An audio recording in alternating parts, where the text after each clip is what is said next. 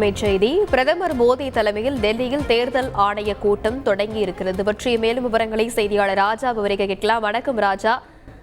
இந்த தேர்தல் ஆணைய கூட்டத்தில் காலியாக இருக்கக்கூடிய 2 தேர்தல் ஆணையர் பதவிகள் நியமனம் தொடர்பாக ஆலோசனை மேற்கொள்ளப்பட இருப்பதாக தகவல் ஒன்று கிடைத்திருக்கிறது. இதற்கு பரிந்துரைக்கப்பட்டிருக்கிற நபர்கள் யார் யார், அது குறித்து வணக்கம். சற்று முன்பு பிரதமர் நரேந்திர மோடி இல்லத்தில் லோக் கல்யாண் மார்க்கில் உள்ள அவரது இல்லத்தில் மத்திய சட்டத்துறை அமைச்சர் அர்ஜுன் ராம் மேக்வால் வருகை தந்திருக்கிறார். எதிர்கட்சி தலைவரான அதிர் ரஞ்சன் சௌத்ரியும் வருகை தந்திருக்கிறார்.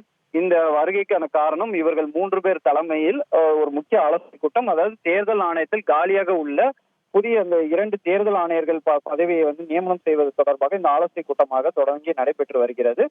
இதில் அர்ஜுன் ராம் மேக்வால் ஏற்கனவே 5 பேர் கொண்ட ஒரு பட்டியல் பரிந்துரையை சமர்ப்பித்திருக்கிறார். இந்த 5 2 பேர் தேர்வு செய்யப்பட்டு அந்த இறுதியாக உள்ள பட்டியல் குடியரசுத் தலைவர் ஒப்புதலுக்கு அனுப்பப்படும். குடியரசுத் தலைவர் ஒப்புதலுக்கு பிறகு 2 புதிய தேர்தல் ஆணையர்கள் நியமனம் செய்யப்படுவார்கள்.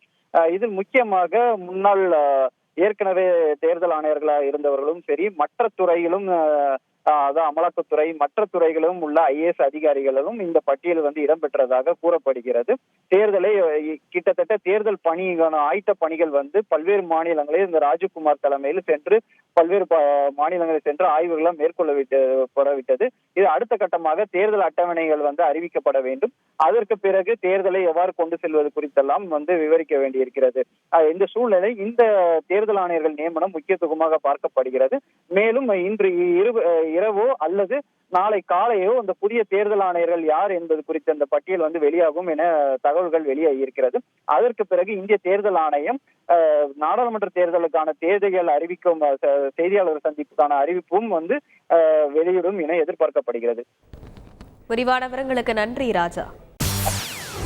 செய்திகளை உடனுக்குடன் தெரிந்து கொள்ள உடனே சப்ஸ்கிரைப் பண்ணுங்க.